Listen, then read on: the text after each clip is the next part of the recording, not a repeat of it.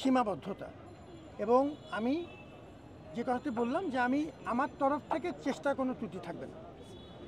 এর বেশিরভাগের জন্য আমার একটা কালেকটিভ অ্যাকশন দরকার, আমার পুরো টিমটা দরকার, প্রতিনিয়ত আপনার সাথে আমার কথা বলা দরকার।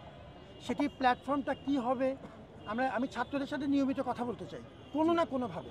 এটা যদি খুব গোছানো না হয় না হোক, আনুষ্ঠানিক না হয় না হোক, একটু আসলাম, একটু কথা বললাম, প্রত্যেক দিন 10 মিনিট 5 মিনিট কথা বললাম, কিছু কংক্রিট পরামর্শ যেগুলো আসছে, যেগুলো আমি চট করে করতে পারি চট করে করব, এই পরামর্শগুলো আমার দরকার।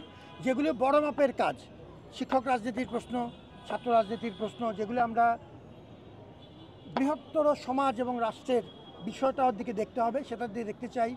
আমাদের ছাত্র সংসদ চালু করার যে ব্যাপারটা, আমি প্রথমেই এই কথাটা বলেছি যে কোনো না কোনো একটা প্ল্যাটফর্ম আমাদের খুবই দরকার।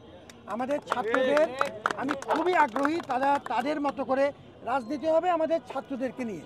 আমার পড়াশোনার পরিবেশ, আমার কাগজ কলমের প্রয়োজন, এটা নিয়ে আমার রাজনীতি। আমি বৃহত্তর পরিসরে কে কি করলো, কার স্বার্থ রক্ষিত হলো, এটা নিয়েও তো আমার রাজনীতি হতে পারে না। আমি আমার পরিসরে যেটা, আমার যেসব কার্যকর মেকানিজম আছে, সেগুলোকে ধীরে ধীরে আমি খুবই আগ্রহী আপনাদের সাথে প্রতি স্তরে কথা বলে বলে একটু একটু করে এগুনো।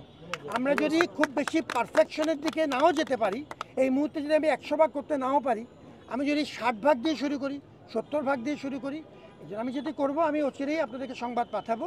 আপনাদের কোনো না কোনো একটা প্ল্যাটফর্মে আমরা যেন নিয়মিতভাবে, যে 5-7 জন 7 জন 10 জন নিয়ে আমরা যেন নিয়মিত একটু কথা বলতে পারি। এটার জন্য আপনাদের পরামর্শ দরকার আমার, যে কীভাবে করলে সুবিধা হয়। আমার টিমটা এর মধ্যে আসুক। আমরা প্রত্যেক প্রথম দিকে আমরা প্রতি 3 দিনে একবার করে বসতে চাই। ধন্যবাদ।